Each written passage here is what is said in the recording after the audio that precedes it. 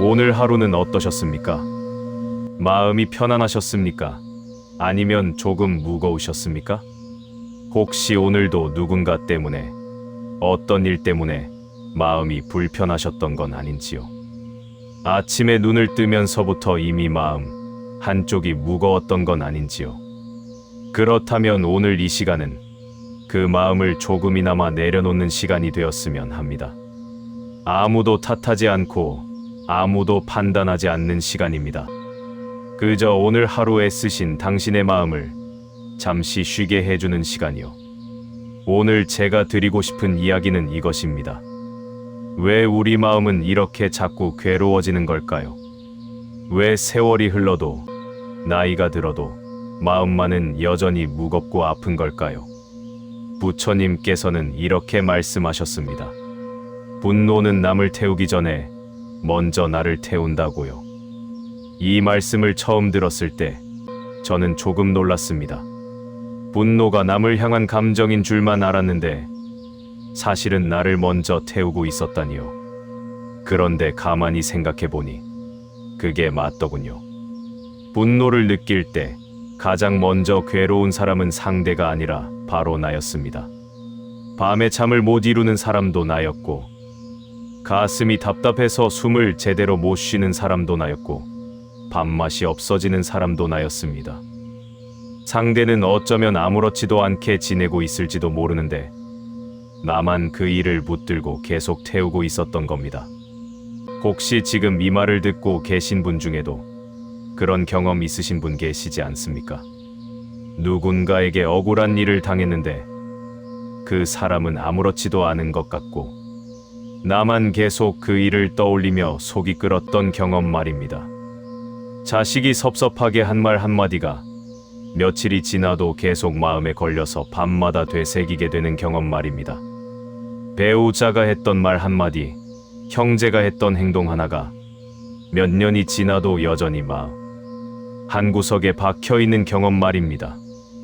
그게 바로 분노가 나를 태우고 있다는 뜻입니다. 그런데 이상한 건 우리는 그걸 알면서도 계속 그 생각을 붙들고 있다는 겁니다. 왜 그럴까요? 왜 우리는 스스로를 이렇게 괴롭히면서도 그 생각을 놓지 못하는 걸까요?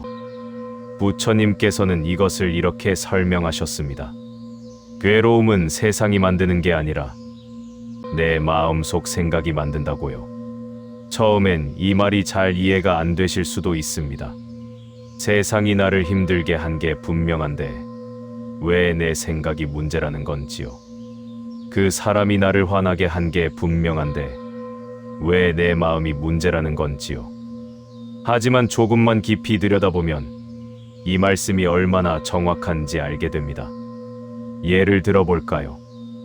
똑같은 일이 일어났는데 어떤 사람은 화가 나고 어떤 사람은 담담하게 넘어갑니다. 왜 그럴까요?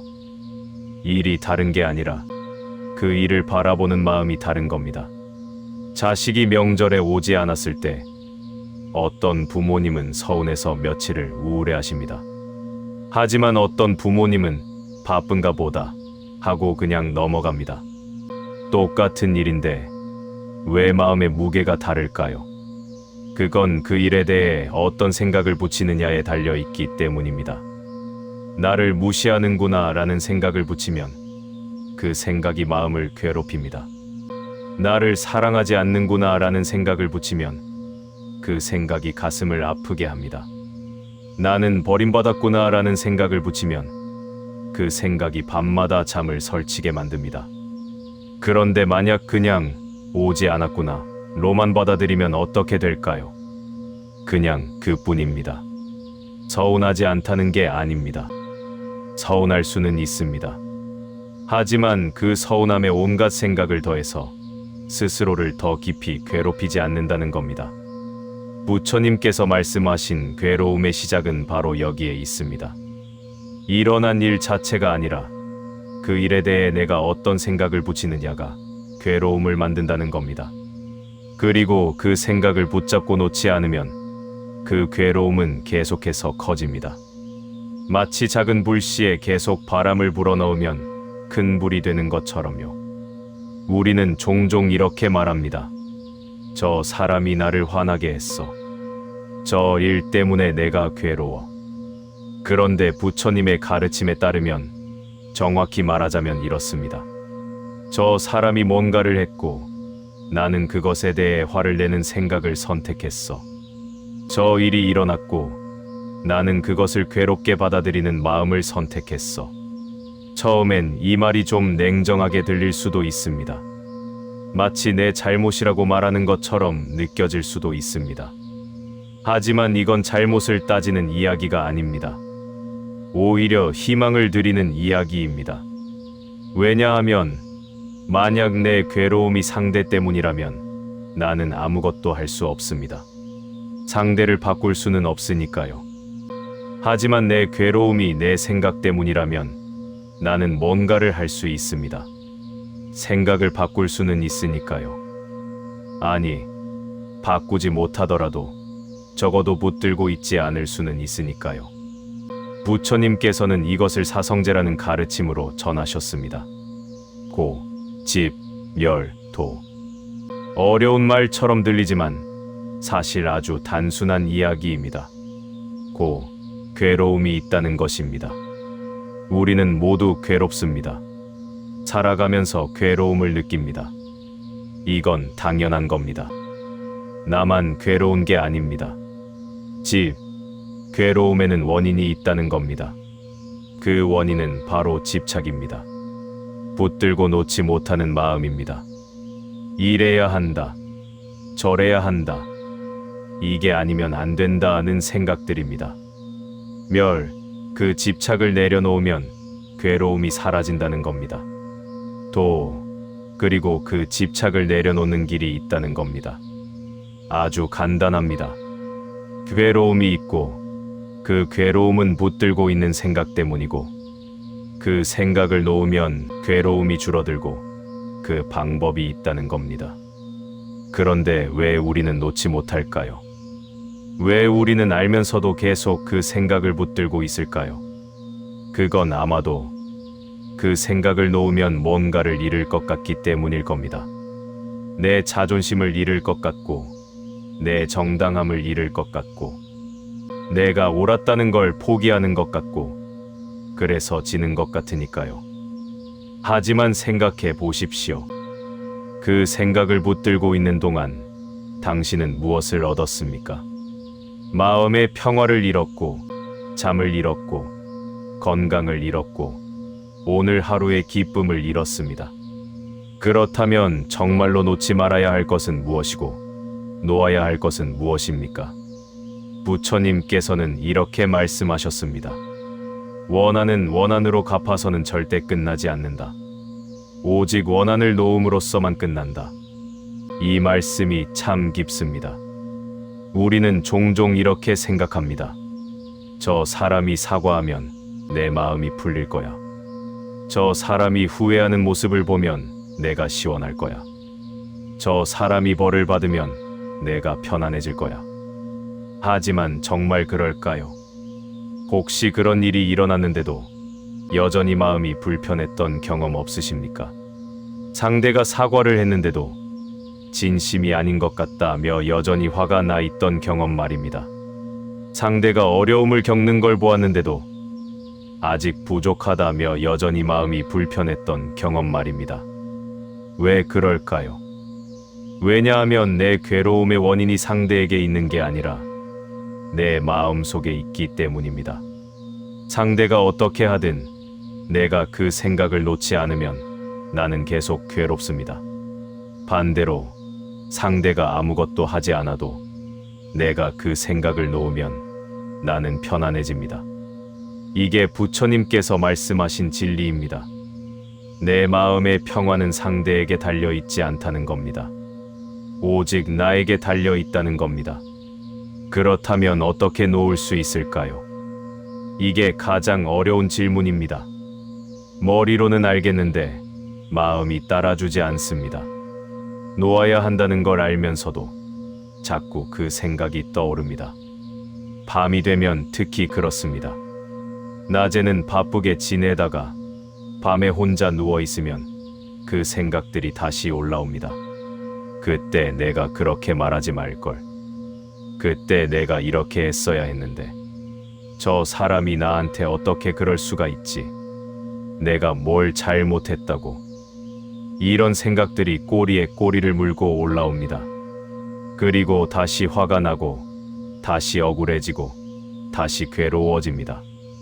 이미 지나간 일인데, 이미 끝난 일인데, 왜 나는 계속 그 일을 다시 태우고 있는 걸까요?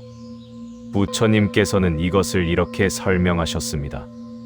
우리 마음은 습관의 동물이라고요. 한 번 걸어간 길은 다시 걷기 쉽고, 한 번 생각한 생각은 다시 떠올리기 쉽다고요. 그래서 우리는 같은 생각을 반복하고, 같은 감정을 반복하고, 같은 괴로움을 반복합니다. 마치 바퀴가 계속 같은 자리를 도는 것처럼요. 이걸 윤회라고 합니다. 죽어서 다시 태어나는 것만 윤회가 아닙니다.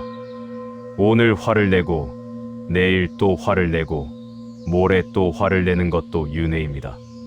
같은 생각이 계속 돌고 도는 것도 윤회입니다. 그 윤회에서 벗어나는 것, 그게 바로 해탈입니다. 해탈이라는 말도 어렵게 느껴지실 수 있습니다. 하지만 사실은 아주 간단합니다. 더 이상 그 생각에 묶여 있지 않는 것, 그게 해탈입니다. 더 이상 그 감정의 노예가 되지 않는 것, 그게 해탈입니다. 더 이상 그 괴로움을 반복하지 않는 것, 그게 해탈입니다. 그렇다면 어떻게 그 반복을 멈출 수 있을까요? 부처님께서는 아주 구체적인 방법을 알려주셨습니다. 바로 알아차림입니다.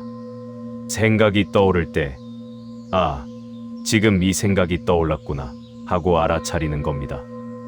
화가 날 때, 아, 지금 내가 화가 나고 있구나 하고 알아차리는 겁니다.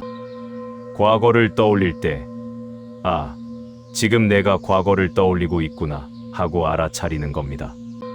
그냥 그뿐입니다. 억지로 생각을 밀어내려고 하지 않습니다. 화를 내지 말아야지 하고 다짐하지도 않습니다. 그저, 아, 이 생각이 왔구나 하고 바라보는 겁니다. 마치 하늘을 떠가는 구름을 바라보듯이요. 구름이 온다고 해서 붙잡지 않고, 구름이 간다고 해서 쫓아가지 않고, 그냥, 아, 구름이 지나가는구나 하고 바라보는 것처럼요. 생각도 마찬가지입니다. 생각이 왔다가 갑니다. 감정이 왔다가 갑니다. 기억이 떠올랐다가 사라집니다. 그걸 붙잡지 않으면 그냥 지나갑니다. 하지만 우리는 그걸 붙잡습니다. 이 생각은 오라. 저 사람이 잘못했어 하면서 그 생각에 힘을 실어줍니다. 이 감정은 당연해. 나는 화낼 자격이 있어 하면서 그 감정을 키웁니다. 이 기억은 중요해. 절대 잊으면 안 돼 하면서 그 기억을 반복합니다. 그러면 그 생각은 더 커지고, 그 감정은 더 강해지고, 그 기억은 더 선명해집니다. 그리고 나는 더 괴로워집니다. 하지만 만약 그냥, 아, 이 생각이 왔구나 하고 바라보기만 하면 어떻게 될까요? 힘을 실어주지 않으면 생각은 저절로 약해집니다. 기우지 않으면 감정은 저절로 가라앉습니다. 반복하지 않으면 기억은 저절로 흐려집니다. 이게 부처님께서 말씀하신 내려놓음입니다. 억지로 버리는 게 아니라 그냥 붙잡지 않는 겁니다. 밀어내는 게 아니라 그냥 따라가지 않는 겁니다. 잊으려고 애쓰는 게 아니라 그냥 되새기지 않는 겁니다. 그런데 이게 말처럼 쉽지 않다는 걸 저도 압니다. 평생을 그렇게 살아온 습관을 하루아침에 바꿀 수는 없습니다. 50년, 60년, 70년을 그렇게 생각해온 마음을 갑자기 바꿀 수는 없습니다. 하지만 조금씩은 할 수 있습니다. 오늘 하루 단 한 번만이라도 해볼 수 있습니다. 화가 치밀어 오를 때 단 한 번만이라도 멈춰서 숨을 한 번 쉬어볼 수 있습니다. 억울한 생각이 떠오를 때 단 한 번만이라도 아, 이 생각이 또 왔구나 하고 알아차려 볼 수 있습니다. 과거를 떠올리려고 할 때 단 한 번만이라도 오늘은 다시 떠올리지 말자 하고 손을 떼어 볼 수 있습니다. 그 단 한 번이 내일은 2번이 되고 모레는 3번이 되고 그렇게 조금씩 늘어갑니다. 그리고 어느 순간 그 생각이 떠올라도 예전만큼 괴롭지 않다는 걸 느끼게 됩니다. 그 사람 이름을 들어도 예전만큼 화가 나지 않는다는 걸 느끼게 됩니다. 그 기억이 떠올라도 예전만큼 가슴이 아프지 않다는 걸 느끼게 됩니다. 그게 바로 내려놓음이 일어나고 있다는 신호입니다. 완전히 사라진 건 아니지만 조금씩 약해지고 있다는 신호입니다. 부처님께서는 이런 말씀도 하셨습니다. 집착을 놓으면 두려움이 사라진다. 처음엔 이 말씀도 이해가 안 됐습니다. 집착을 놓으면 오히려 뭔가를 잃을 것 같아서 더 두렵지 않을까요? 하지만 가만히 들여다보니 정반대였습니다. 집착하고 있을 때가 더 두려운 겁니다. 저 사람이 나를 떠나면 어떡하지? 저 사람이 나를 무시하면 어떡하지? 내 말이 받아들여지지 않으면 어떡하지? 내가 틀렸다는 게 드러나면 어떡하지? 이 모든 두려움은 집착에서 나옵니다. 상대에 대한 집착, 인정에 대한 집착, 옳음에 대한 집착, 자존심에 대한 집착입니다. 하지만 그걸 놓으면 어떻게 될까요? 저 사람이 떠나면 떠나는 거지. 저 사람이 무시하면 무시하는 거지. 내 말이 안 받아들여지면 안 받아들여지는 거지. 내가 틀렸으면 틀렸던 거지. 이렇게 되면 더 이상 두렵지 않습니다. 잃을 게 없으니까요. 지킬 게 없으니까요. 오직 지금 이 순간만 있을 뿐이니까요. 이게 바로 부처님께서 말씀하신 자유입니다. 아무것도 소유하지 않는 것이 아니라 아무것도 집착하지 않는 것입니다. 아무것도 느끼지 않는 것이 아니라 아무것도 붙들지 않는 것입니다. 특히 사람과의 관계에서 이 집착은 더욱 깊습니다. 자식에 대한 집착, 배우자에 대한 집착, 형제에 대한 집착, 친구에 대한 집착입니다. 우리는 사랑한다는 이름으로 집착합니다. 내가 이렇게 해줬는데 왜 저렇게 하지? 내가 이렇게 바라는데 왜 들어주지 않지? 내가 이렇게 생각하는데 왜 다르게 행동하지? 이 모든 말 뒤에는 기대가 숨어 있습니다. 그리고 그 기대가 채워지지 않으면 우리는 실망합니다. 실망은 곧 서운함이 되고 서운함은 곧 분노가 됩니다. 그런데 가만히 생각해 보십시오. 상대는 내 기대대로 살아야 할 의무가 있습니까? 자식은 부모의 기대대로 살아야 합니까? 배우자는 내 기대대로 행동해야 합니까? 형제는 내 기대대로 연락하고 챙겨야 합니까? 아니요. 상대도 상대의 삶이 있고, 상대의 생각이 있고, 상대의 사정이 있습니다. 내가 원한다고 해서 상대가 그렇게 되는 건 아닙니다. 이걸 인정하지 못하면 평생 괴롭습니다.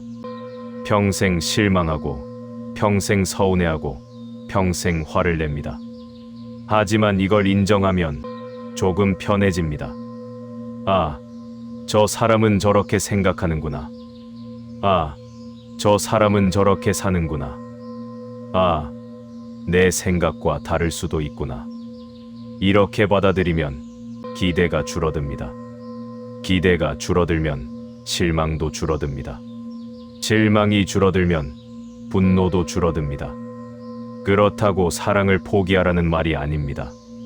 관심을 끊으라는 말도 아닙니다. 다만 집착하지 말라는 겁니다. 사랑하되 붙들지 말고, 관심을 주되 기대하지 말고, 함께하되 의지하지 말라는 겁니다. 그게 부처님께서 말씀하신 자비입니다. 자비는 조건이 없는 사랑입니다. 이렇게 해주면 사랑해준다가 아니라 그냥 사랑한다입니다. 이렇게 되면 좋아한다가 아니라 그냥 좋아한다입니다. 아무 조건 없이, 아무 기대 없이 그저 그 사람이 행복하기를 바라는 마음입니다. 그런 마음으로 사람을 대할 수 있다면 얼마나 가벼워질까요? 얼마나 편안해질까요? 하지만 이것도 쉽지 않다는 걸 저도 압니다. 특히 가까운 사람일수록 더 어렵습니다. 평생을 함께 산 배우자, 내 몸에서 나온 자식, 같은 피를 나눈 형제일수록 기대가 더 큽니다. 이 정도는 당연히 해줘야지. 이 정도는 당연히 알아줘야지. 이 정도는 당연히 챙겨줘야지. 이런 생각들이 자꾸 올라옵니다. 그리고 그게 안 지켜지면 배신감까지 느낍니다. 하지만 당연한 것은 없습니다. 세상에 당연한 건 하나도 없습니다. 모든 건 인연이고, 모든 건 선택이고, 모든 건 변합니다. 오늘 함께 있다고 해서 내일도 함께 있으리라는 보장은 없습니다. 오늘 이렇게 대해준다고 해서 내일도 이렇게 대해주리라는 보장은 없습니다. 모든 건 순간순간 변하는 겁니다. 이걸 무상이라고 합니다. 무상, 변하지 않는 것은 없다는 겁니다. 사람도 변하고, 마음도 변하고, 관계도 변합니다. 이걸 받아들이는 것이 부처님 가르침의 시작입니다. 변한다는 걸 받아들이면 집착이 줄어듭니다. 영원히 이래야 한다는 생각이 줄어듭니다. 계속 이렇게 있어야 한다는 기대가 줄어듭니다. 그리고 오늘 함께 있는 이 순간이 더 소중해집니다. 내일은 모르니까 오늘이 더 귀한 겁니다. 영원하지 않으니까 지금이 더 소중한 겁니다. 이게 바로 무상을 깨달았을 때 오는 선물입니다. 집착이 줄어들고 지금이 소중해지는 겁니다. 그렇다면 분노는 어떻게 다뤄야 할까요? 분노가 올라올 때 우리는 어떻게 해야 할까요? 부처님께서는 이렇게 말씀하셨습니다. 분노하는 사람에게 분노로 대하지 마라. 그것은 그보다 더 큰 승리다. 분노를 참으라는 말이 아닙니다. 분노를 억누르라는 말도 아닙니다. 다만 분노에 분노로 대응하지 말라는 겁니다. 분노가 올라올 때, 아, 지금 내가 화가 나고 있구나 하고 알아차리는 겁니다. 그리고 그 분노를 바라보는 겁니다. 왜 내가 화가 났지? 무엇이 나를 화나게 했지? 이 화는 정말 상대 때문일까? 아니면 내 기대 때문일까? 이렇게 들여다보는 겁니다. 그러면 분노 뒤에 숨어있는 진짜 감정을 발견하게 됩니다. 분노 뒤에는 대개 상처가 있습니다. 무시당했다는 상처, 인정받지 못했다는 상처, 사랑받지 못했다는 상처, 외면당했다는 상처입니다. 분노는 그 상처를 감추기 위한 가면입니다. 약한 모습을 보이기 싫어서, 상처받은 모습을 드러내기 싫어서 화로 포장하는 겁니다. 하지만 그 화는 상대를 향하는 동시에 나를 향합니다. 상대를 공격하는 동시에 나를 태웁니다. 그러니 분노가 올라올 때 한 번쯤은 이렇게 물어보십시오. 나는 지금 무엇이 아픈 걸까? 나는 지금 무엇을 원하는 걸까? 나는 지금 무엇이 두려운 걸까? 그 질문에 답하다 보면 분노가 조금 가라앉습니다. 왜냐하면 분노는 질문을 싫어하기 때문입니다. 분노는 그냥 폭발하고 싶어 합니다. 생각하고 싶어 하지 않습니다. 하지만 질문을 던지는 순간 생각이 시작됩니다. 생각이 시작되면 거리가 생깁니다. 분노와 나 사이에 공간이 생기는 겁니다. 그 공간이 생기면 나는 더 이상 분노에 휘둘리지 않습니다. 분노를 바라볼 수 있게 됩니다. 아, 이게 분노구나. 이게 지금 나를 괴롭히고 있구나. 이렇게 바라볼 수 있으면 이미 절반은 내려놓은 겁니다. 완전히 사라지지 않아도 괜찮습니다. 바라볼 수 있다는 것만으로도 큰 변화입니다. 부처님께서는 감정을 없애라고 하지 않으셨습니다. 감정을 억누르라고 하지도 않으셨습니다. 다만 감정에 휘둘리지 말라고 하셨습니다. 감정을 바라볼 줄 알라고 하셨습니다. 화가 나는 건 자연스러운 겁니다. 슬픈 것도 자연스러운 겁니다. 억울한 것도 자연스러운 겁니다. 인간이니까요. 마음이 있으니까요. 하지만 그 감정에 끌려다니면 괴로워집니다. 그 감정을 붙들고 계속 키우면 나를 태웁니다. 그러니 감정이 올라올 때 그냥 왔구나 하고 알아차리십시오. 억지로 밀어내려고 하지 마십시오. 밀어내려고 하면 더 강해집니다. 그냥 왔구나 하고 인정하십시오. 그리고 그 감정이 저절로 지나가기를 기다리십시오. 파도가 밀려왔다가 썰물처럼 빠지듯이 감정도 올라왔다가 내려갑니다. 내가 붙잡지만 않으면요. 이게 부처님께서 말씀하신 지혜입니다. 감정을 없애는 게 아니라 감정과 함께 사는 법을 배우는 겁니다. 감정을 부정하는 게 아니라 감정을 있는 그대로 보는 겁니다. 그리고 그 감정에 끌려다니지 않는 겁니다. 이렇게 살아갈 수 있다면 삶이 훨씬 가벼워집니다. 괴로움이 완전히 사라지지는 않아도 괴로움에 짓눌리지는 않습니다. 화가 나지 않는 건 아니어도 화에 불타지는 않습니다. 슬프지 않은 건 아니어도 슬픔에 잠기지는 않습니다. 그 정도만 되어도 삶은 많이 달라집니다. 지금 이 말씀을 듣고 계신 분 중에는 이런 생각이 드실 수도 있습니다. 그래도 나는 화를 내야 할 때가 있어. 그래도 나는 내 감정을 표현해야 해. 그래도 나는 옳은 걸 옳다고 말해야 해. 맞습니다. 그럴 때가 있습니다. 부처님께서도 화를 내지 말라고 하지 않으셨습니다. 잘못된 것을 보고 침묵하라고 하지도 않으셨습니다. 다만 그 화가 나를 태우지 않게 하라고 하셨습니다. 그 오름이 나를 괴롭히지 않게 하라고 하셨습니다. 말해야 할 때 말하되 집착하지 말라는 겁니다. 표현해야 할 때 표현하되 붙들지 말라는 겁니다.